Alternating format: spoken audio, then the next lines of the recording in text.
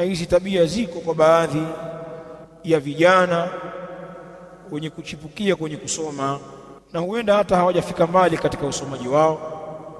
Wanaweza wakaweka mabishano, ima ni live hivi ukiwasikia, au kwenye mitandao na kwenye magrupu yao, watu wanachuana kwelikweli.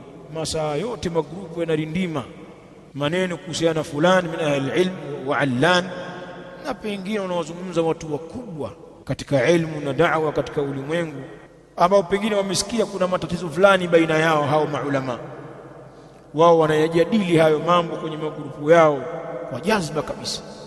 Pengine kuna maulama wapo hai na wanayajua mambo hayo, lakini wala hujasikia kauli zao, bado wako kimya. Sisi vijana wadogo huku katika raudha Matindigani tunatifua mambo hayo. Una msimamo gani kuhusiana na yule shekhi?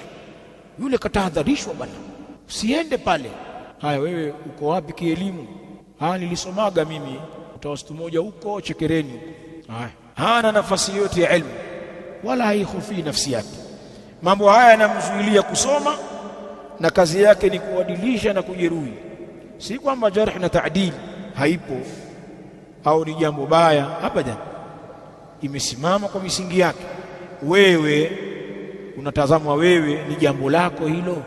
Alafu kwani hakuna waliokutangulia katika elimu? Achilia mbali hao wa mbali huko katika miji ya maulama.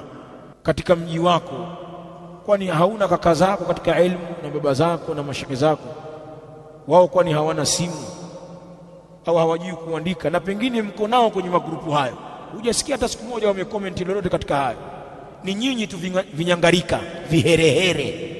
Alafu mkishavurugana huko, vurugu kweli kweli, mwisho mmoja anajifanya kapata akili, kwa maana data imerudi network, anasema lakini jamani, humu ndani tuna mashehe zetu, hebu tutulieni kwanza tuwaachie mashehe.